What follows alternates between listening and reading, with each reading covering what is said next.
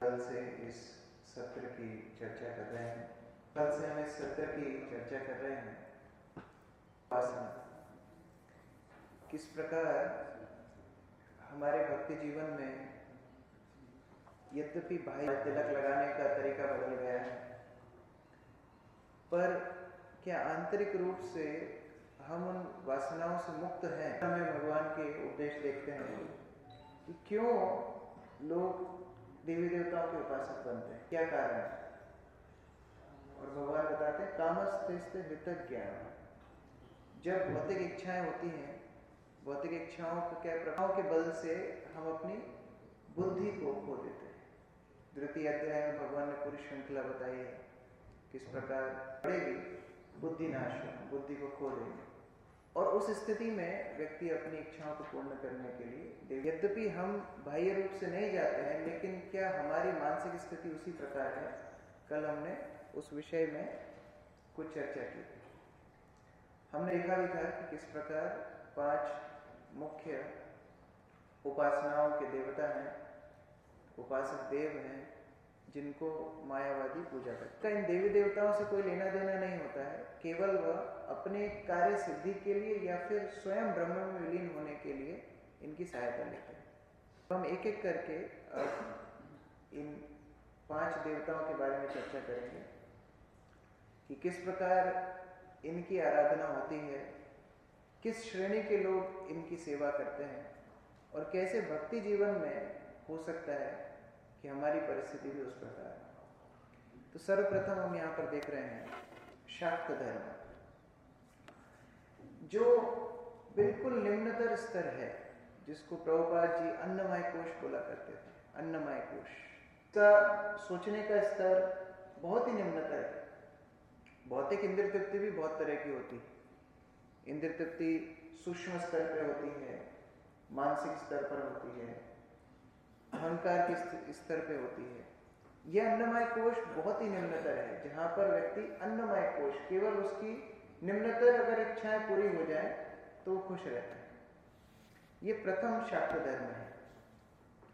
जैसा कि हम जानते हैं, कोई भी उपासना पद्धति 3 भागों से चलती है: संबंध, अभिदय, प्रयोजन। तो शाक्त धर्म में भी संबंध, अभिदय, प्रयोजन होते हैं। किसके साथ संबंध रखते हैं? दुर्गा के 9 रूपों के बारे में। अब जो चर्चा कर सकते हैं हम लोग 9 रूपों के बारे में भी, पर हम उतने डिटेल में नहीं जाएंगे, क्योंकि वो 9 रूप भी अपने आप में एक एक भौतिक इच्छाओं को संबोधित करते हैं। अभिधेय, ऐसे उपासक किस स्थिति में होते हैं? तामसिक और राजसिक होते हैं। उनकी इच्छाएं उसी स्तर पर जाकर के रुक जाती है।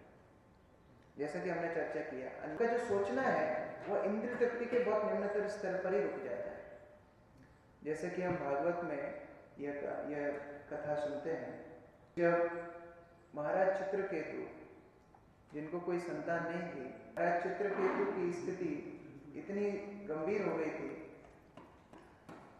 कि वो यद्यपि भगवान संकर्षण के बहुत महान भक्त थे बाह्य रूप से, लेकिन इच्छा क्या थी कि उनको एक पुत्र मिल जाए। इच्छा के चलते उनकी पूरी चेतना उसी स्थिति में थी कि कैसे उनको एक पुत्र प्राप्त हो जाए। अन्नमय कोश, इच्छाओं का स्तर बहुत निम्नतर।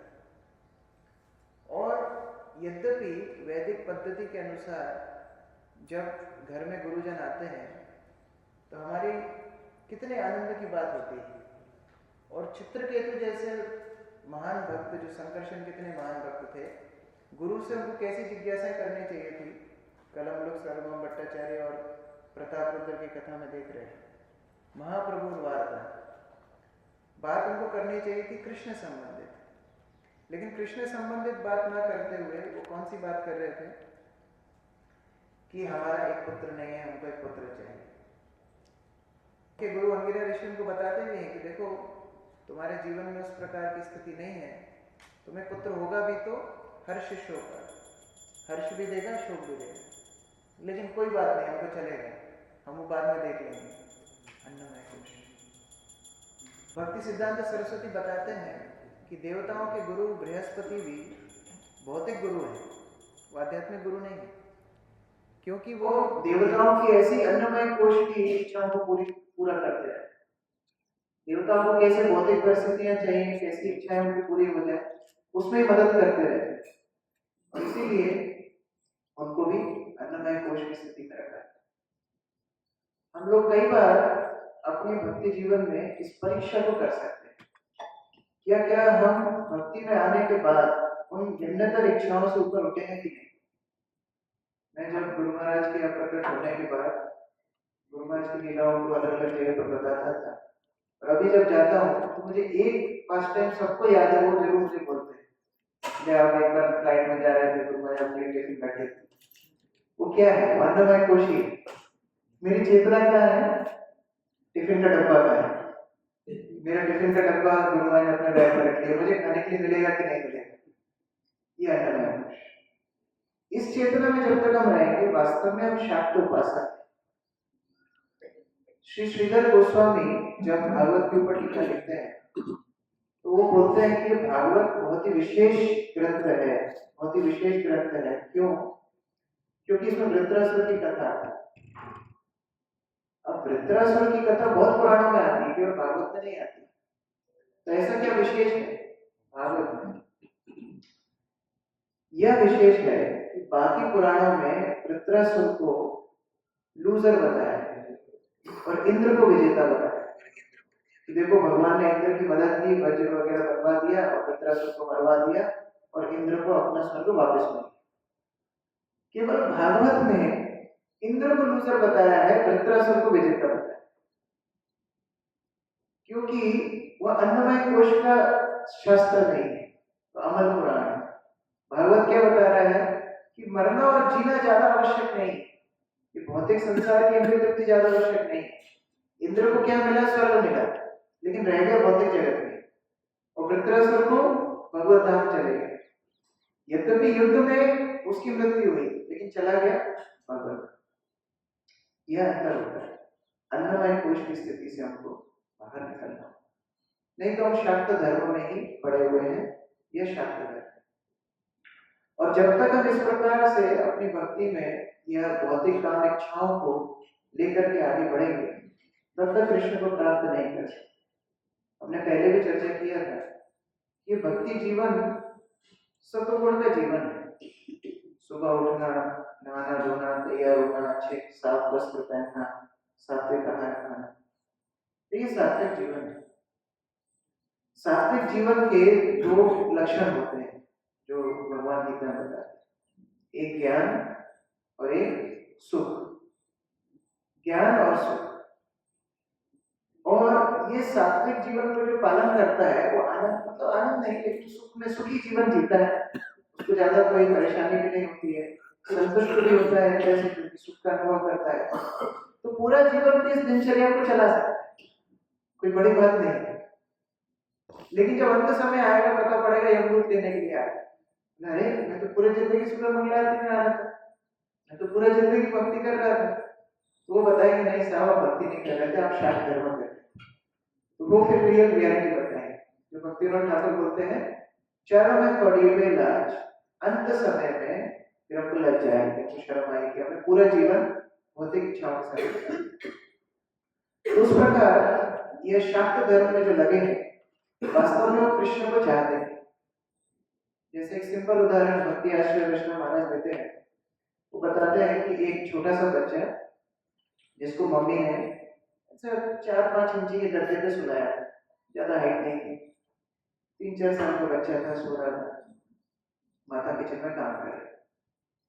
अब वो सोते सोते नींद में लुढ़कते हुए वो 4-5 इंची से नीचे, उसको लगी नहीं, लेकिन नींद में एकदम से गिरा तो डर गया, रोने लगा, चिल्लाने लगा। माता जल्दी से किचन से आई, आकर के उसको गोदी में उठाया, रो रहा था, तो फ्रिज में से केले निकाल करके उसको दे दी, खा के चुप हो गई, शांति। अगले दिन उसको समझ में आया कि फॉर्मूला क्या है, चाहिए प्राप्त है, तो वो खुद ही जानबूझ करके लुढ़क के गिर गई, जोर जोर से चीख चीख के रोने लगे। अभी कोई आ ही नहीं रहा है, वॉल्यूम बढ़ाता जा रहा है, वॉल्यूम बढ़ाता जा रहा है, कोई नहीं आ रहा है। फिर जाकर के उसने किचन में जाकर के देखा तो मम्मी वहां पर खड़ी खड़ी हंस रही।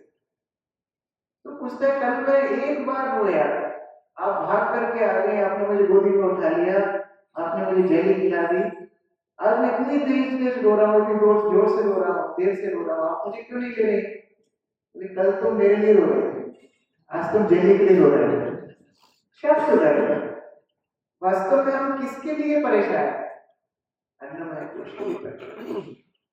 लेकिन जब हमारी शारीरिक चेतना से हम ऊपर उठने का प्रयास करेंगे, तब वास्तव में हम कृष्ण भक्ति में आएंगे। नहीं तो जब तक ये सुविधाओं में, अन्नमय कोश में हमारी मानसिकता लगी रहेगी, हमारी यह इंद्र तृप्ति की भावना रहेगी, तब तक यद्यपि हम हरे कृष्ण का जप कर रहे हैं, लेकिन माया शक्ति का प्रभाव इतना रहेगा कि हम वास्तव में उस हरे कृष्ण महामंत्र के असली लक्ष्य तक नहीं पहुंच पाएंगे। नामाक्षर बहिराए नाम नहीं हुए।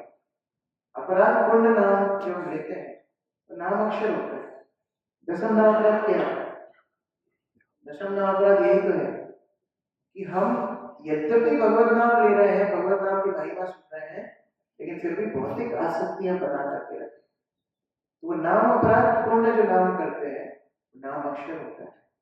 वो केवल शब्दों का उच्चारण हो रहा है, हरि नाम का वास्तव में संग कर ही नहीं रहे। तो हमारे लिए बांसुरी कौन बजा रहा है?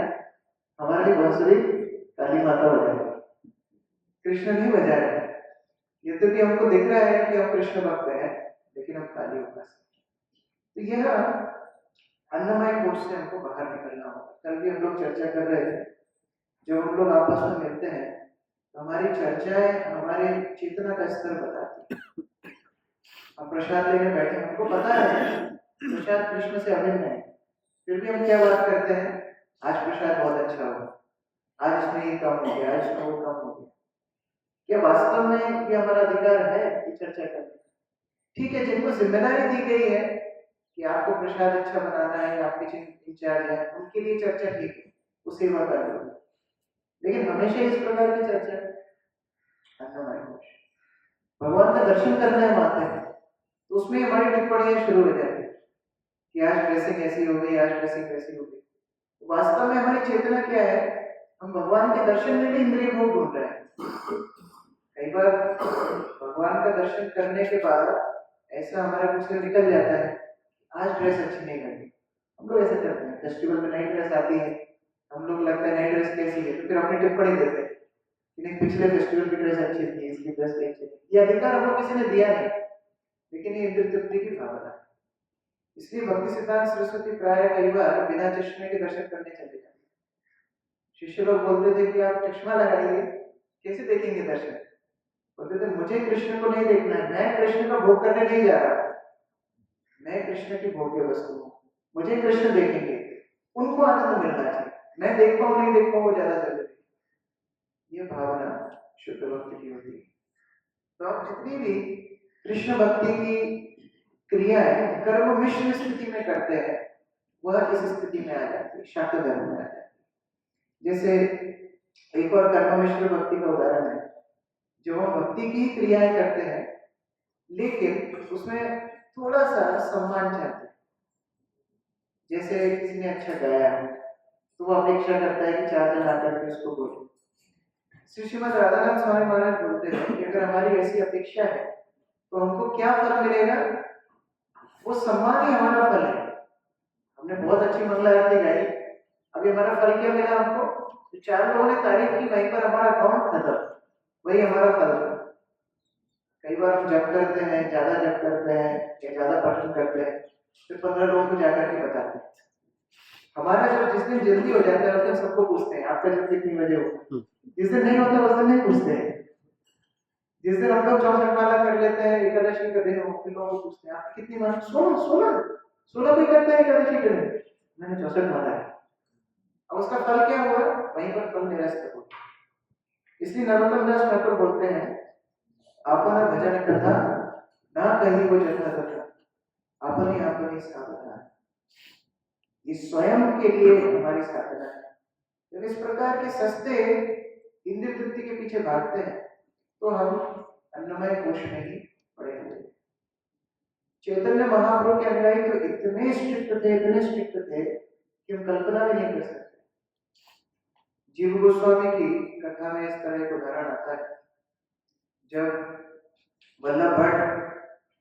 वृंदावन आते हैं और श्री रूप गोस्वामी हमको भक्ति रसामृत सिंधु दिखाते हैं प्रथम बार। वल्लभ भट्ट उसको देख करके बोलते हैं कि इसमें त्रुटि है, आपने भक्ति मुक्ति को पिशाची बोला है। अब मुक्ति चलो ठीक है पिशाची, लेकिन मुक्ति को आप पिशाची कैसे बोल सकते? तो रूप गोस्वामी ने उसको स्वीकार किया।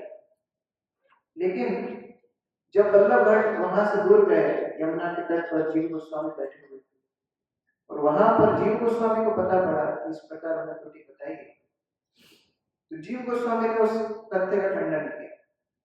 उन्हें बोला कि वास्तव में मुक्ति और भुक्ति को पिशाची नहीं बताया, उनकी स्पृहा, उनकी इच्छाओं को पिशाची।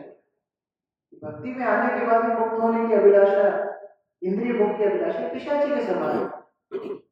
पिशाची पाइलो मति छन्न हुआ, इससे मति छन्न हो जाती है, कृष्ण की विस्मृति हो जाती है। तो वल्लभ भट्ट की बात समझ में है और वल्लभ भट्ट जब वापस आए तो गोस्वामी से क्षमा मांगे कि हमसे त्रुटि हो गई, हम समझ गए कि आपकी किताब में कोई त्रुटि। तो रूप गोस्वामी को पूछा आपको कैसे समझ में आया? तो आपका शिष्य है जीव गोस्वामी, उन्होंने मुझे बताया। बस उनको तो कुछ नहीं बोले। उस दिन से जीव गोस्वामी का त्याग किया। बोले आपके अंदर अहंकार है, आपके अंदर विद्या का गर्व है। कितनी सूक्ष्म बात है। यही जीव गोस्वामी बाद में जाकर के रूप नारायण को परस करते हैं तर्क शास्त्र में, वहां रूप और सनातन इनकी बड़ाई करते हैं, प्रशंसा करते हैं। लेकिन वही जीव गोस्वामी जब भक्तों के समाज में अपना ज्ञान प्रदर्शन करते हैं तो उनका रूप गोस्वामी त्याग करते हैं। सूक्ष्म क्रिया एक ही है, तर्क में दूसरे को हराया है।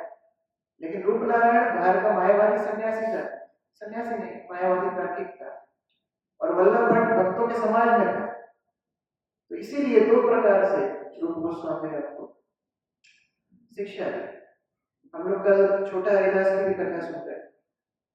चैतन्य महाप्रभु ने कितना सूक्ष्म उनका अपराध पकड़ के आ गया, उसने माफी मांग लिया, सब भी कर लिया। लेकिन चैतन्य महाप्रभु को यह बात खंडित कर रही थी, बहुत दुख कर रही थी कि मेरे साथ रहते हुए ये चला गया तो बाद में ये क्या करे?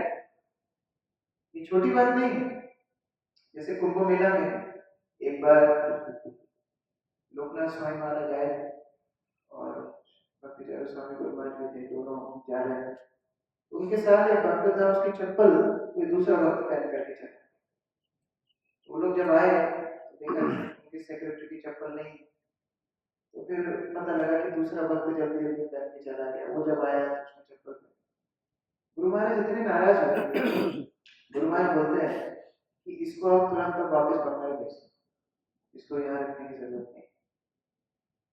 भक्तों ने पूछा गुरु महाराज तो छोटी सी बात है। नहीं, आज इसने बिना पूछ करके चप्पल ली है, ये प्रवृत्ति इसके अंदर है, ये बाद में जाके बड़ा कुछ काम करे, इसको अभी भेज दीजिए वापस।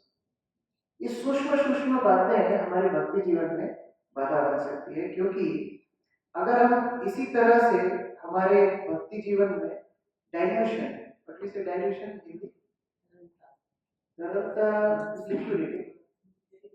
मिलावट करते रहेंगे, उसको और पतला करते जाएंगे। जैसे दूध में 1 लीटर दूध में 1 लीटर पानी मिलाएंगे, फिर बाद में 2 लीटर मिलाने लगेंगे, फिर 3 लीटर, बाद में केवल पानी ही बचे।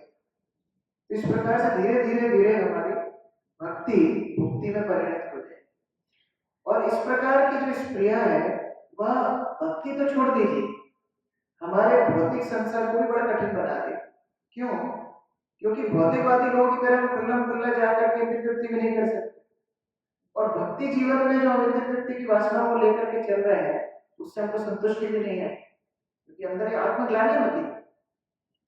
इसलिए विद्यापति बोलते हैं तातल शैकत बारी मृत्यु समा, जैसे ही ऊपर से पानी की बूंद गिरेगी गर्म तपती रेत में क्या होगा, तो टच करने के पहले गायब हो गए। ये इंद्रिय तृप्ति की भावना है, कभी भी हमको संतुष्ट नहीं कर सकती है। इसीलिए भक्त लोग प्रार्थना करते हैं, हे भगवान जितनी आसक्ति मेरी इंद्रिय तृप्ति के लिए है, सूक्ष्म स्तर पर बाह्य स्तर पर उतनी प्रीति आपसे हो। विषय जो प्रीति है अच्छा या मान से मत प्रीति हो चरण। जितनी छोटी छोटी बातों में अपनी इंद्र तृप्ति ढूंढता हूँ, चाहे खाने पीने में हो, चाहे रहने जाने में हो, चाहे भक्तों के साथ मेरे व्यवहार में हो, उसी तरह मैं आपको ढूंढने लगूँ, तब जाकर के हम शाक्त धर्म से ऊपर उठे। यह टेस्ट, ये परीक्षा हमारी हर स्तर पर, हर स्टेप पे आने वाली है। हम क्या सोचते हैं, बड़े महान जो भक्त हो गए उनकी परीक्षा नहीं होती, भागवत पूरी उसी से भरी हुई है। जो भागवत सुनने वाला है परीक्षित महाराज, 7 दिन उसके पास है और 7 दिन के अंदर उनको तक्षक काटने वाला है। और कितना बड़ा उदाहरण, सब कुछ छोड़ करके चक्रवर्ती सम्राट भागवत सुनने बैठ गए, उसको भी सुनने को उस समय छोड़ नहीं रहे, बीच बीच में परीक्षा लेते। पंचम स्कंद के बाद जब नरकों का वर्णन किया, परीक्षित महाराज पूछ रहे हैं कि नरकों से कैसे बचेंगे, सुखदेव गोस्वामी क्या बोल रहे हैं, पश्चाताप करके बचेंगे। ये परीक्षा ले रहे हैं, अगर वहीं पर मान लेते हम पश्चाताप करके बचेंगे तो आगे की अजामिल कथा सुनाते ही। तो बोले नहीं नहीं, इससे तो नहीं बचेंगे, ऐसा तो हमको नहीं करना है, पश्चाताप तो हाथी स्नान जैसा है। तब आकर के हरिनाम की महिमा बताए। आगे जाके 9वें स्कंद के अंत में कृष्ण लीला बड़े संक्षेप में बता करके छोड़ दी। फिर परीक्षित महाराज ने ऐसा नहीं, हमको विस्तार से बताई, तब जाकर के 9000 श्लोक और सुनाए, नहीं तो आदि में कथा खत्म होने वाली। परीक्षा हर स्तर पे आएगी, हमको उसमें उत्तीर्ण होना है। तो ये था शाक्त धर्म। उसके बाद आता है शौर्य धर्म, सूर्य उपासना। यह प्रवृत्ति भी हमारे भक्ति जीवन में आती है। प्रभुपाद ने इसको नाम दिया है प्राणमय कोश। अन्नमय कोश, उसके बाद प्राणमय। प्राणमय थोड़ा स्तर ऊपर बढ़ता है, जब इंद्रिय तृप्ति करते करते करते जीवन थक जाता है, निराशा आने लगती है, तब व्यक्ति अपने जीवन के बारे में सोचता है। They become more conscious about their life, कि हम स्वस्थ रहे, तंदुरुस्त रहे, मानसिक स्थिति हमारी अच्छी रहे। तो कई लोग ऐसे प्रश्न पूछते हैं कि प्रभु जी जब करते समय मॉर्निंग वॉक किया तो चले जाए। चैतन्य महाप्रभु ने तो बोला है नियम नहीं है, कुछ नहीं है, कर सकते हैं, लेकिन उसको जब के साथ तुलना नहीं करनी चाहिए। क्या मेरा जब का समय खराब होता है बैठे बैठे, तो मैं जब वॉक कर लूंगा तो मेरा ज्यादा फायदा हो जाएगा, ये भावना नहीं होनी चाहिए। जब करते समय जब प्रदान करना चाहिए। जैसे एक और उदाहरण, ये उदाहरण श्री भक्तिवेदांत ठाकुर देते हैं, बोलते हैं कि आपके सामने महाप्रसाद की प्लेट है, महाप्रसाद की प्लेट में आप चूज कर रहे हो कि हाँ आम खाने से मेरी सेहत अच्छी होगी, ये खाने से मेरी सेहत अच्छी नहीं होगी, ये मेरी सेहत के लिए अच्छा है, ये मेरी सेहत के लिए अच्छा नहीं है। वो भावना क्या हो गई, प्राणमय कोश। कि हम लोग महाप्रसाद से मतलब नहीं, हमको किससे मतलब है, अपने प्राण से मतलब है, अपनी सेहत से मतलब। जैसे मैं भी एक बार, मेरा वही फ्लाइट है, वही जो टिफिन वाली फ्लाइट में, एक और कहानी है। सीट में पहली बार इतनी लंबी फ्लाइट में बैठा था 14 घंटे। जिनको अभ्यास है, राधा चंद्र को पता है बड़ा कठिन जर्नी होती है ट्रेन में, तो हम सो भी गए, छोटी छोटी जगह एकदम कंजेस्टेड। तो मैं बैठे बैठे मेरी चेतना का स्तर आप देखिए कितना गिरा हुआ है। मैं बैठे बैठे सोच रहा था देखो कितना कंजेस्टेड है, मेरी गर्दन दुख रही है, रात भर मैं सो नहीं पा रहा हूँ, मेरी कमर दुख रही है, बैठ नहीं पा रहा हूँ, पैर सीधे नहीं कर पा रहा हूँ। क्या गुरु महाराज को पता होगा कि मैं इतनी तकलीफ में हूँ? मैं ऐसा सोच रहा, क्या उनको पता है मैं इतनी तकलीफ में हूँ? ऐसा मैं मेरे मन में खूब विचार चल रहा है। तो 14 घंटे की फ्लाइट जब कंप्लीट हुई, फ्लाइट लैंड हुई, तो गुरु महाराज अपने कैबिन से निकल करके वो पहले चले गए थे, मैं पीछे पीछे मैं भाग करके जाता था, क्योंकि इकोनॉमी को बाद में छोड़ते हैं वो लोग, मुझे उन तक पहुंचने के लिए भाग के जाते, तो भाग के जाता। तो जैसे ही उनके पास पहुंचा, पलट के पहला प्रश्न मुझे ये पूछा, फ्लाइट में बहुत कष्ट हो रहा था, कैसे हुआ, मन की स्थिति कैसे जान गई, मेरे स्तर ही नीचे है, प्राणमय कोश, चेतना का स्तर वही है, मेरे शरीर को कोई कष्ट ना मिले। हम लोग कल चर्चा कर रहे थे सुबह उठने के बारे में, हमारा मन हमको कितनी अच्छी प्रीचिंग करता है। सुबह सुबह जो मन प्रचार करता है, मुझे लगता है अपने गुरु से भी हम इतने सीरियसली सुनते हैं, जिस तरह मन हमको प्रचार करता है कि नहीं अभी सो जाओ, देखो तुमको आगे इतनी सेवा करनी है, भागवत क्लास में भी जाना है, फिर जॉब पे कोई व्यापार में भी जाना है, फिर रात में भी प्रताप रुद्र सुनना है, तो अभी 1 घंटा और सोलोगे तो अच्छे से सब कर पाओगे। कितना अच्छे से मन शिक्षा देता। तो यह संबंध है हमारा वास्तव में कृष्ण से नहीं, आदित्यों से। द्वादश आदित्य हैं जो वास्तव में हमारी सेहत, हमारे प्राण, इनका पोषण करते हैं। और इनकी जो अभिदय है वो स्मार्त धर्म है। स्मार्त, आपने भागवत में देखा है स्मार्त ब्राह्मण, जो द्विज ब्राह्मण थे, कृष्ण और बलराम वन में आ गए, लेकिन उनकी आसक्ति कहाँ थी? यज्ञ करके। और यज्ञ करके क्या मिलता उनको? उनका ब्रह्म तेज बढ़ता, बाद में कुछ स्वर्ग इत्यादि की प्राप्ति। तो ये स्मार्त धर्म है, जहाँ कृष्ण को हम उपेक्षा कर जाते हैं। जो ये भजन है, जय राधे जय कृष्ण जय वृंदावन, पूरे भजन में आप देखेंगे भगवान के नित्य सिद्धों के नाम दे रखे हैं, भगवान के नित्य परिकर। 2 नाम ऐसे हैं जो बहुत विशेष है और शिक्षाप्रद है। जय दुष्ट पत्नी जयो नाम कन्या, भक्ति ते जहार पाइयो गोविंद। इनका नाम क्यों दे रखा है? इन्होंने ये प्राणमय कोश से भी ऊपर आ गए, अन्नमय कोश से ऊपर आ गए। ये साधक भी नहीं थे एक तरह से। द्विज पत्नी, स्मार्त ब्राह्मणों की पत्नी है जो स्मार्त धर्म में ही लगी हुई थी।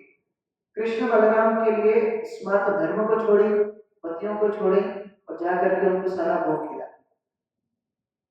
द्विज पत्नी।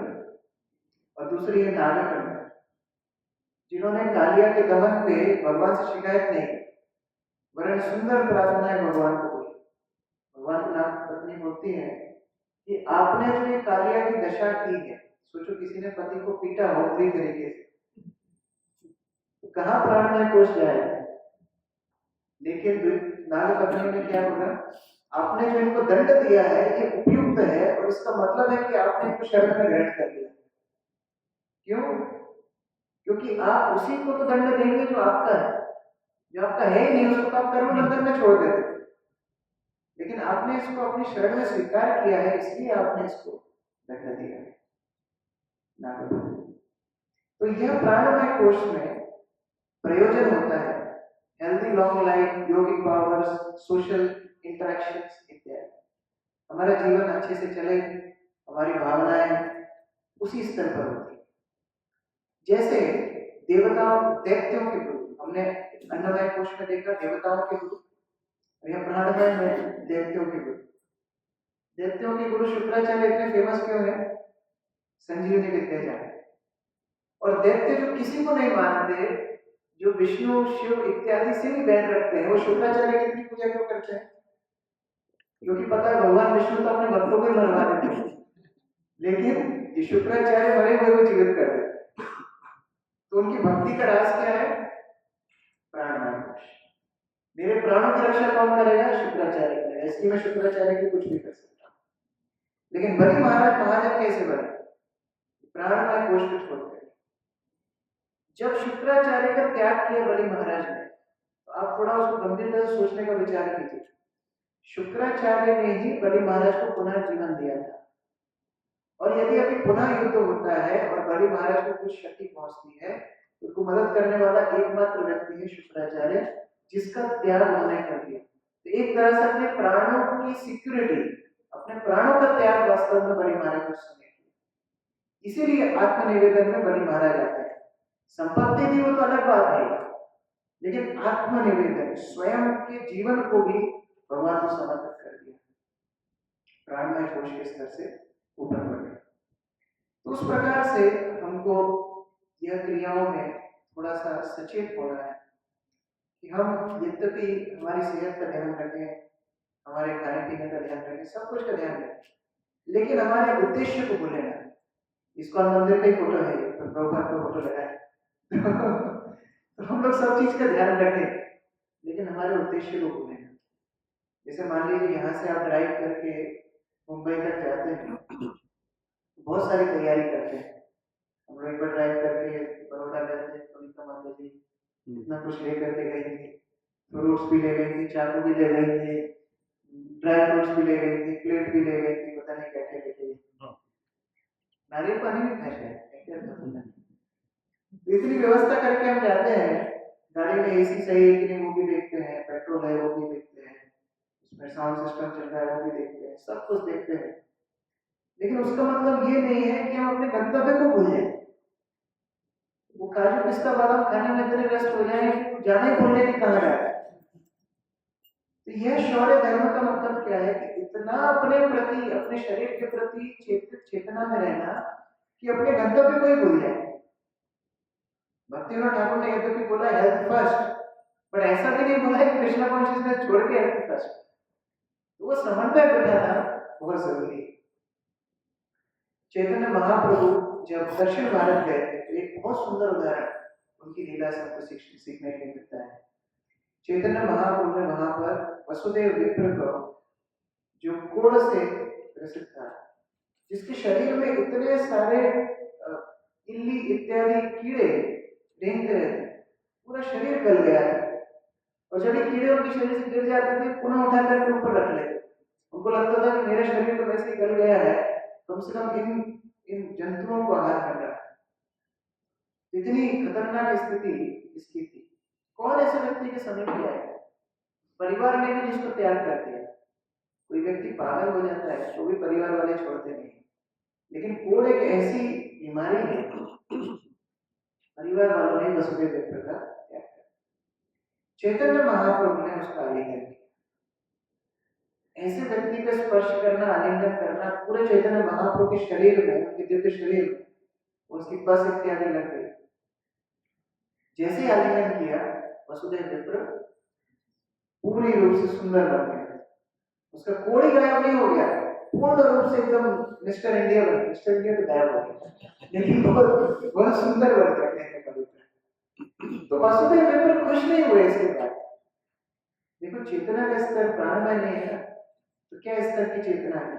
वसुदेव विप्र बोल रहे हैं, वसुदेव विप्र ने कृष्णदास कविराज किंतु अचिला भालो अधम भैया एवे अहंकार मोर जन्मी किया। बड़ी जोर से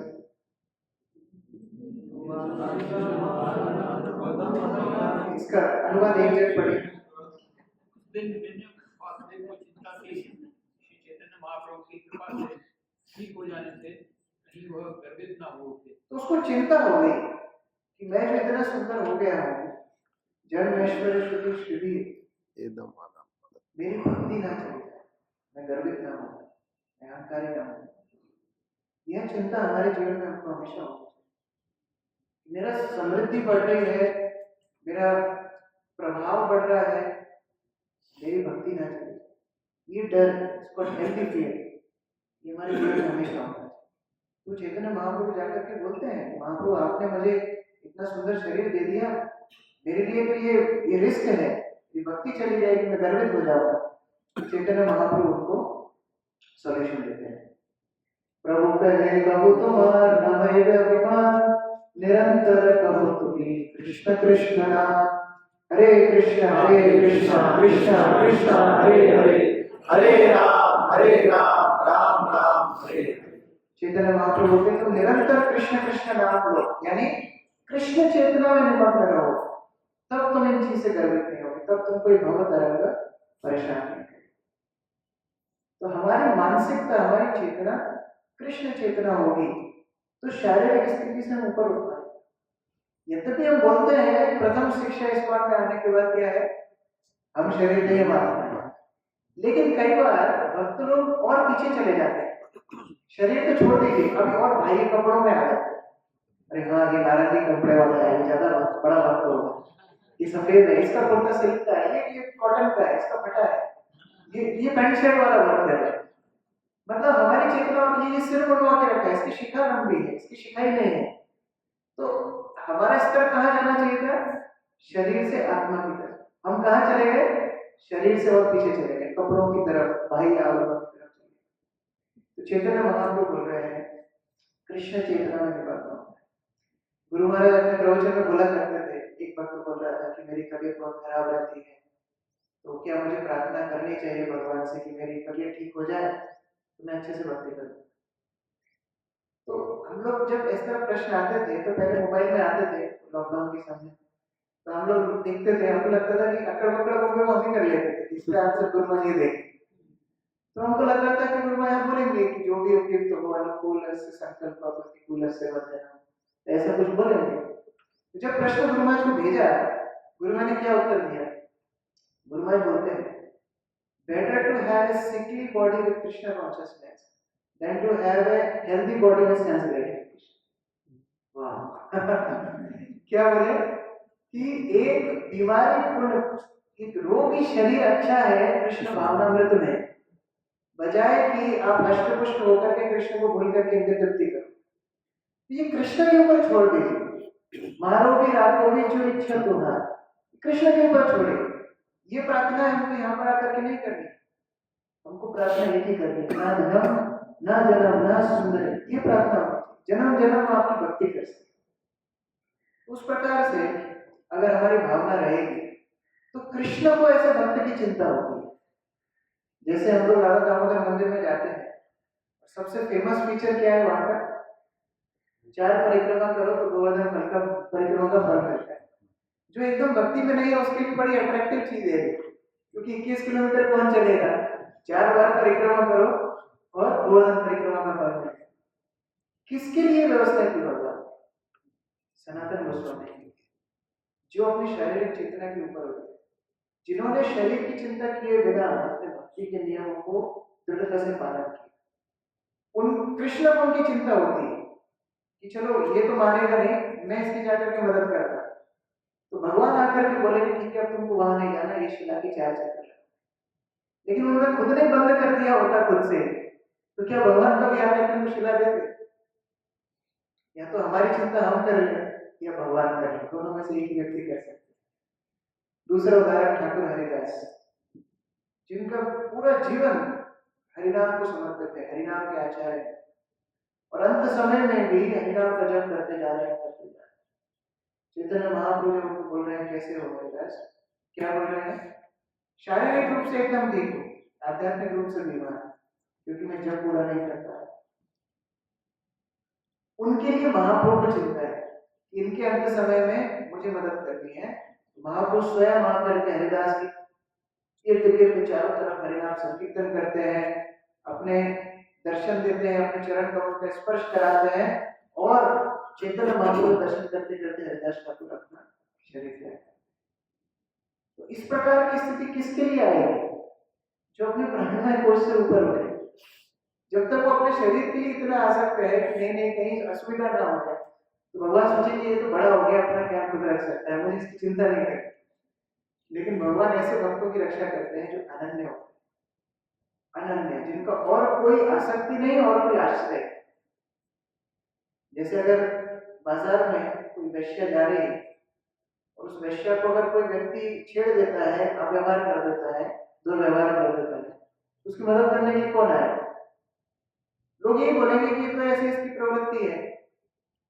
लेकिन अगर कोई अच्छे घर की महिला, कोई सती नारी बाजार में जाएगी और उसके साथ में दुर्व्यवहार करेगा, तो पूरा बाजार आ जाएगा उसकी रक्षा करने के लिए, उसको मदद करने के लिए।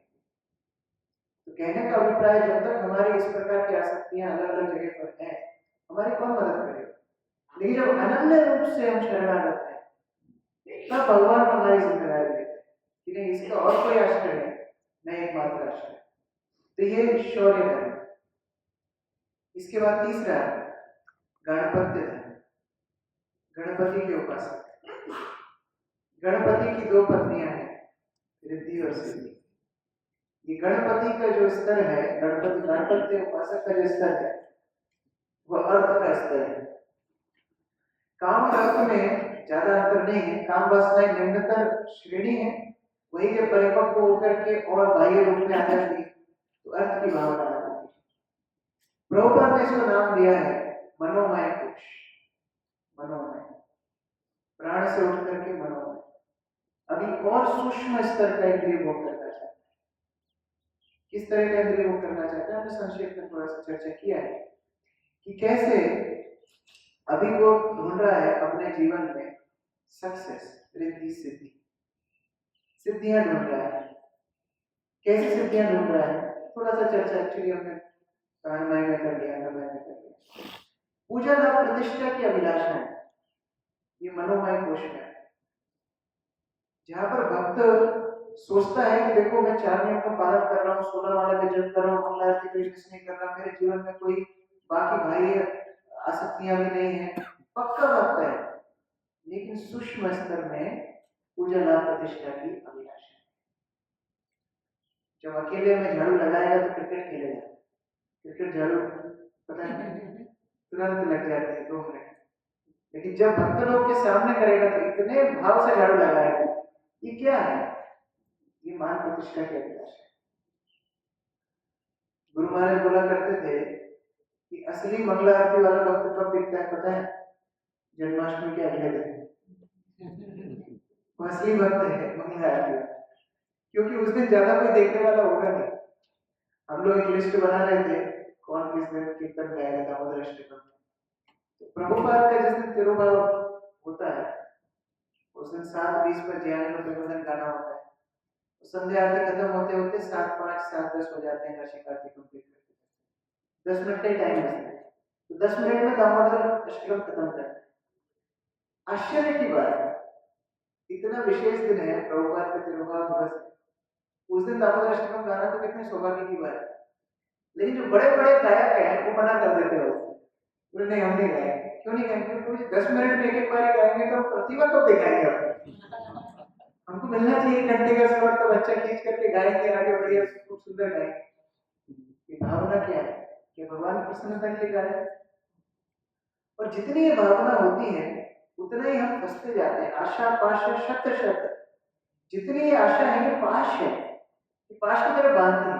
मान लीजिए आप बहुत अच्छा प्रवचन देते हैं और आप कोई दूसरे मंदिर गए, मान लीजिए घूमने के लिए आप सिंगापुर मलेशिया कहीं पर गए, तो वहां जाकर के क्या अभिलाषा करेंगे? 3 दिन आ रहा हूँ, किसी ने मुझे क्लास के लिए पूछे, अच्छा जो क्लास देना जानता ही नहीं है उसके अंदर भावना आएगी नहीं है। जो गाने में एकदम बटाबाज बोलते हैं, खराब गाता है, तो जो खराब गाता है वो बचता है, पीछे भागता है, लेकिन जो बहुत अच्छा गाता है उसके मन में यही चलता रहता है, किसका नाम था वो आया नहीं है, कि मैं शुरू करूं कि आने वाला है, कि नहीं आज नहीं मैं शुरू, उसके मन में यही चलता है। वो मंगला आरती में खड़ा है, तुलसी आरती में खड़ा है, लेकिन उसकी भावना क्या है? अपनी परफॉर्मेंस देने में भावना है। तो यह सब प्रवृत्तियां गणपत्य धर्म है, जहाँ रिद्धि सिद्धि के प्रति आसक्ति होती है, और मुख्य प्रयोजन होता है कि हमारे जीवन में हम समृद्धि प्राप्त करते हैं, हमारे जीवन में हम मान प्रतिष्ठा प्राप्त करते हैं। तो ऐसे लोगों के लिए वास्तव में मुख्य बात है गुरु और कृष्ण उपेक्षा करके इनका शोधन करते हैं। देखिए काम वासना जिनके अंदर है उनकी शोधन होता है कर्म बंधन से, उनको कर्म के द्वारा शोधन होता है, उनकी प्रवृत्तियां ऐसे शुद्ध होती है कि कर्म बंधन में पड़ते हैं, फिर उनको दंड मिलता है। लेकिन ये स्तर के जो लोग हैं गलतियां तो सूक्ष्म रूप से कर रहे हैं, पाप तो तब लगेगा जब भाई रूप से कुछ करेंगे, कलयुग में सोचने का तो पाप नहीं है। तो इनका शोधन कैसे होता है? इनका शोधन होता है गुरु कृष्ण इनका उपेक्षा करते हैं। उपेक्षा मतलब आपको वो प्रेम नहीं मिलेगा जो एक शिष्य को मिलना चाहिए। गंभीर जब शिष्य हो जाता है गुरु उसकी उपेक्षा करते हैं। हम एक स्थान पर गए थे और वहां पर जो लीडर थे वो एयरपोर्ट पर रिसीव करने के लिए गुरु महाराज को आए, गार्लैंड पहनाए। मैं गुरु महाराज की कथा ज्यादा सुनाता हूँ क्योंकि मेरा वही अनुभव है।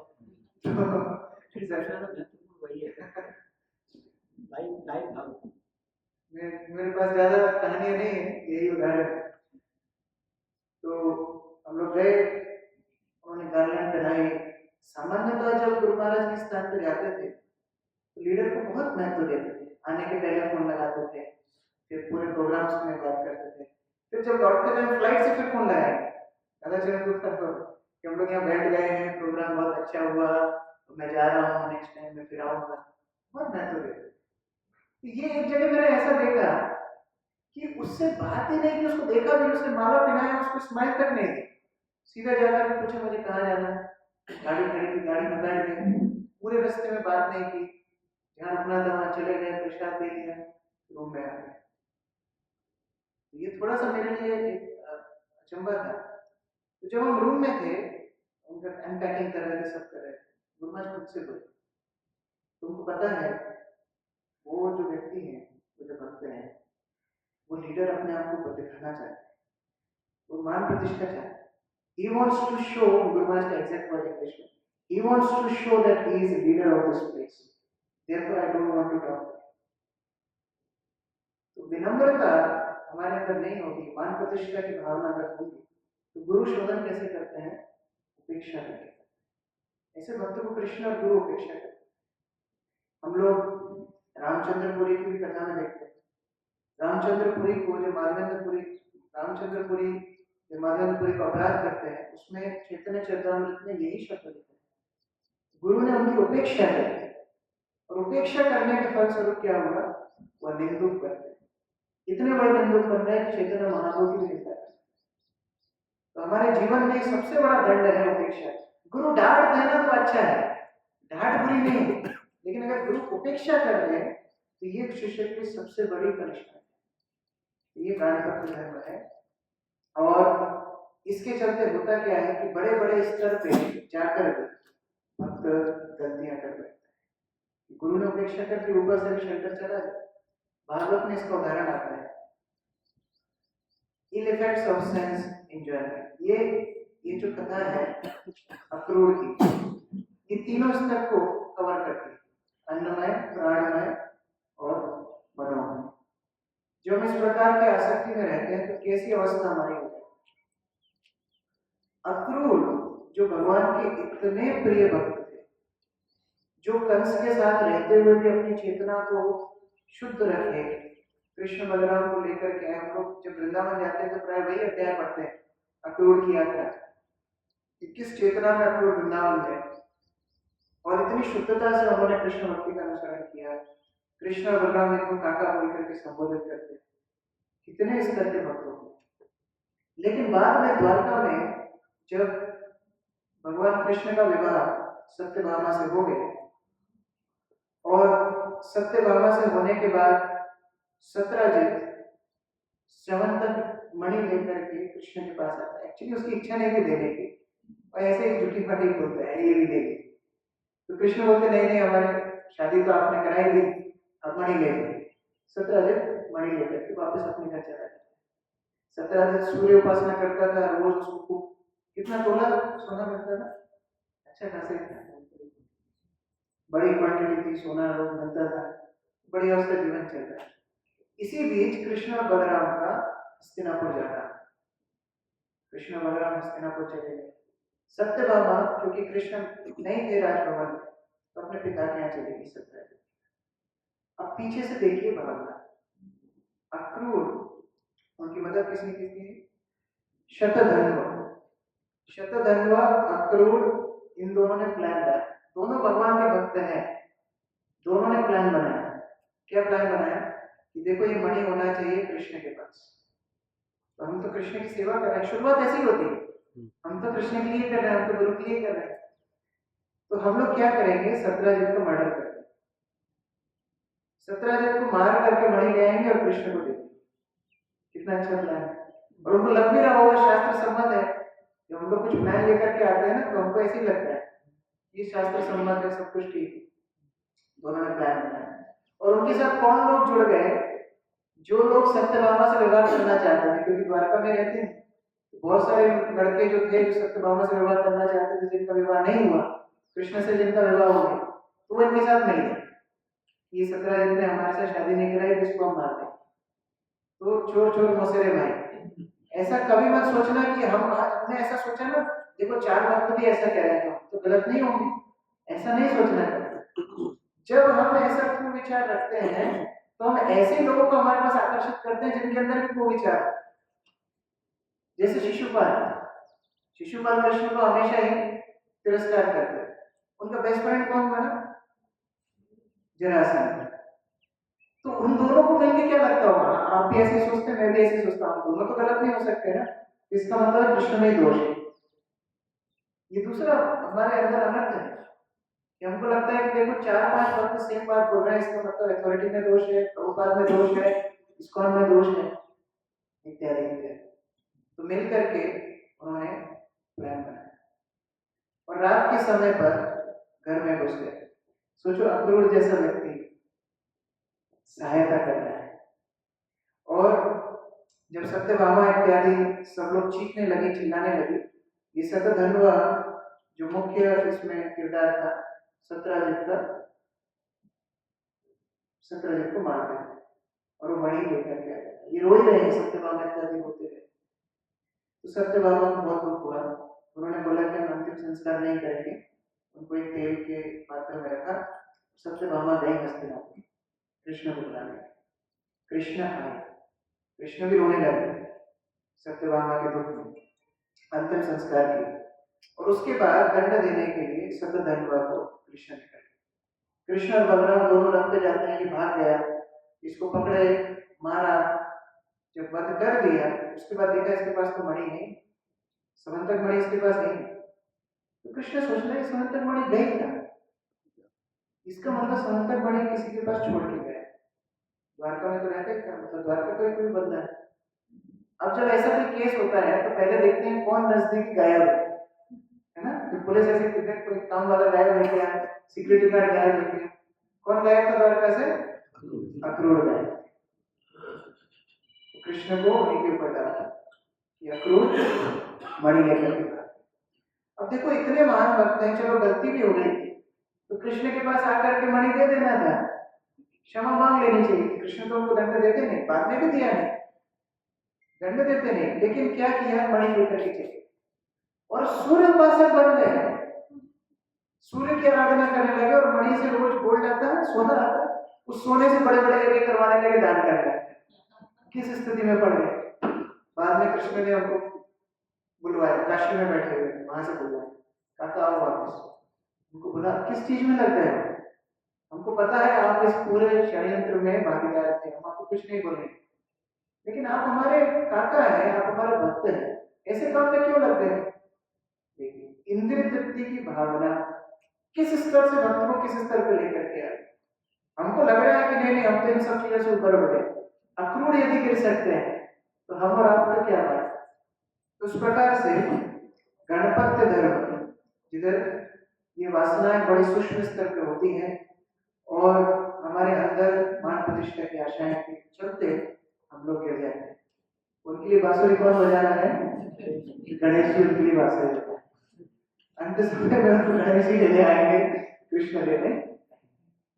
इस प्रकार से हमने आज 3 धर्मों की चर्चा की, शाक्त धर्म, शौर्य धर्म, गणपत्य धर्म। कल हम लोग शैव धर्म, वैष्णव धर्म और जैव धर्म, ये 3 की चर्चा करेंगे। हरे कृष्ण। जय गुरु श्री प्रभुपाद की, समवेत भक्तवृंद की, चैतन्य चरितामृत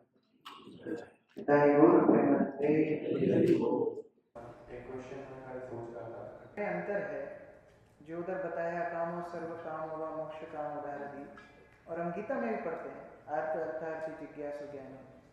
अंतर है, किस लिए भक्ति में आए वह महत्वपूर्ण नहीं है। अभी चर्चा हो रही है भक्ति करते हुए क्या भावना है।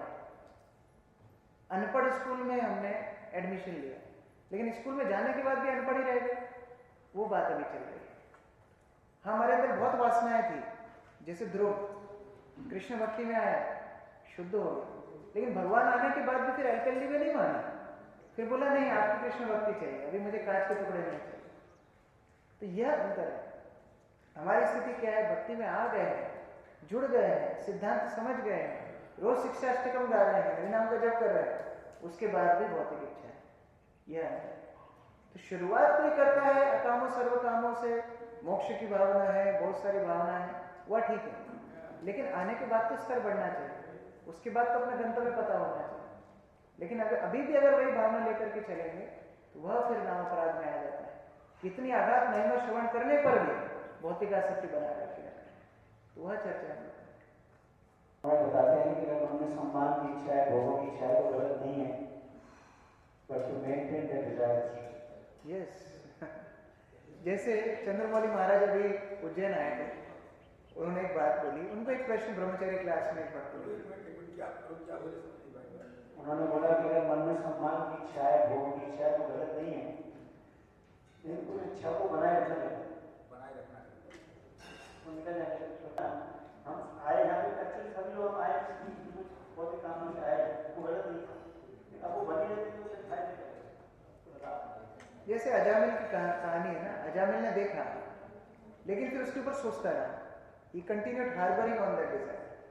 चंद्रमौली महाराज अभी आए थे उज्जैन ब्रह्मचारी क्लास देने, तो एक भक्त ने पूछा कि हम बाहर जाते हैं, कई माताएं अभी ठीक से मतलब वेस्टर्न कपड़े पहनती हैं, हम देखते हैं, क्या कैसे हम लोग ऐसे परिस्थिति में बचे, ब्रह्मचारी को तो नहीं देखना चाहिए। चंद्रमौली ने बहुत अच्छी बात बताई, उन्होंने बोला पहली बार अगर आपकी नजर जाती है तो वो गलती है, दूसरी बार आप देखते हैं तो वो गंदी आदत है, और तीसरी बार अगर देखते हैं तो यू आर अरेस्टेड। तो ये मुश्किल है, हमें अंदर विचार आए, हमने उसको बाहर निकाला कि नहीं नहीं मुक्ति मुक्ति स्प्रिया विहीन जो भक्त, इससे हमको मुक्त होना है, तो कोई समस्या नहीं है। लेकिन उसको लेकर के चलते जा रहे हैं, 10-10 साल हो गए, 15-15 साल हो गए, यह ठीक नहीं। इसलिए उससे हम करते हैं तो how do we get out of it? कोई कृष्णा की कार्य है जो देखिए यह कृत्रिम रूप से नहीं होता है, यह अपने अपने स्तर अलग अलग होता है। जैसे कृष्ण अर्जुन को गीता में पहले अध्याय में क्या बताया कि आपका क्षत्रिय धर्म है, आप अगर जीत जाएंगे तो आप ऐश्वर्य भोग करेंगे, अगर वीर गति को प्राप्त होंगे तो आप स्वर्ग को जाएंगे। ये क्या शुद्ध भक्ति है? नहीं।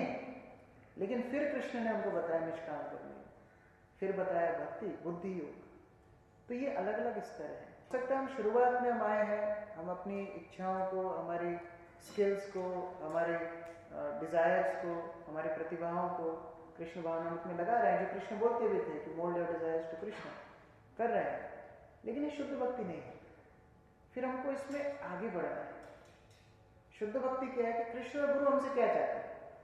हो सकता है मैं बहुत अच्छा मैनेजमेंट कर सकता हूँ, गुरु कृष्ण चाहते हैं प्रचार करें। हो सकता है बहुत अच्छा प्रचार कर सकता हूँ, गुरु कृष्ण चाहते हैं कि मैं बैठ करके मैनेजमेंट करूँ। तो यह सब उनके ऊपर छोड़ना। जैसे आज हमारे जितने भी जीबीसी के मेंबर्स हैं, अभी तो बहुत सारे नए भी जुड़ गए हैं, पहले जो प्रभुपाद के शिष्य सन्यासी लोग, आप कल्पना कीजिए क्या उनका स्तर है। सभी तो भक्ति में कितने पारंगत हैं, बैठ के क्या चर्चा कर रहे हैं, ये मंदिर का पैसा वो खा लिया, इसका ये केस हो गया, उसका ये चर्चा कर रहे हैं। क्या कर रहे हैं? ये अपनी प्रवृत्तियों से ऊपर उठ गए। अभी उनकी इंक्लिनेशंस को नहीं देख रहे हैं, अभी उनकी स्किल्स को नहीं देख रहे हैं, अपनी ये बोलते हैं ना साइको फिजिकल नेचर, उसको नहीं देख रहे हैं, अभी उससे ऊपर उठ गए। अभी वो बोल रहे हैं कि नहीं, गुरु कृष्ण जो चाहते हैं वो मैं करूँ। तो उन्होंने अपना स्तर बढ़ाया। ग्रेजुअली करना है, लेकिन एंडेवर से ही तो ग्रेजुअली होगा, बिना एंडेवर के कैसे होगा। और इसका मुख्य बात है शिक्षा। अपने आप को बार बार शिक्षा देना, मना शिक्षा, अपने आप को बार बार बताना है कि मैं कर रहा हूं ठीक है, लेकिन ये शुद्ध भक्ति का स्तर नहीं है। अपने आप को शिक्षा देना है, गुरुजनों से सुनना है, वरिष्ठ भक्तों से सुनना है, तब जाकर के हमारा स्तर ऊपर बढ़ेगा।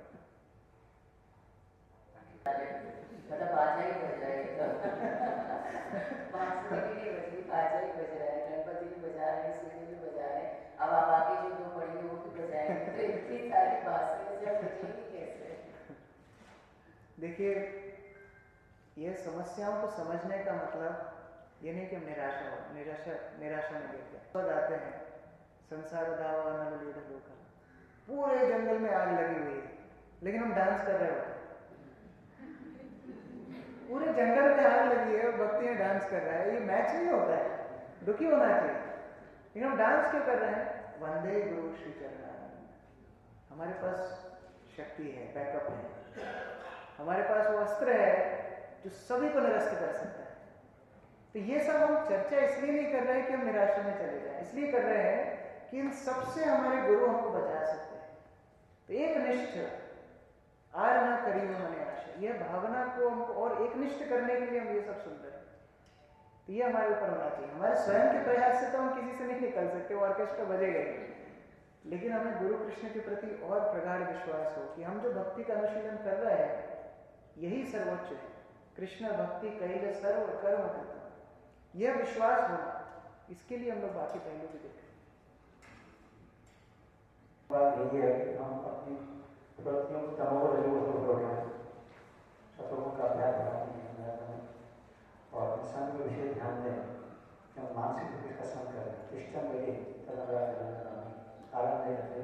विशेषता। हम लोग ये देखें हमारे समय का उपयोग हम कैसे कर रहे हैं, इसका संग ले रहे हैं, कैसे संग ले रहे हैं। महत्वपूर्ण और उसके लिए दूसरी बात ये कि हम देखते हैं कभी कृष्ण प्रभु जी का जो अध्ययन है, वो स्मरण शक्ति है या जो चिंतन मनन है, जैसा सच्चिदानंद प्रभु हमें बताते हैं कि श्रवण चिंतन निधिध्यासन, तो ये बहुत महत्वपूर्ण है कि हमने जो भी सुना है, कई बार में बहुत सारे लेक्चर सुनते हैं और ध्यान किसी को नहीं जाता है, उसको कितना चिंतन कर रहे हैं, कितना उसको ध्यान दे रहे हैं, कितना अपने जानने की चेष्टा कर रहे हैं।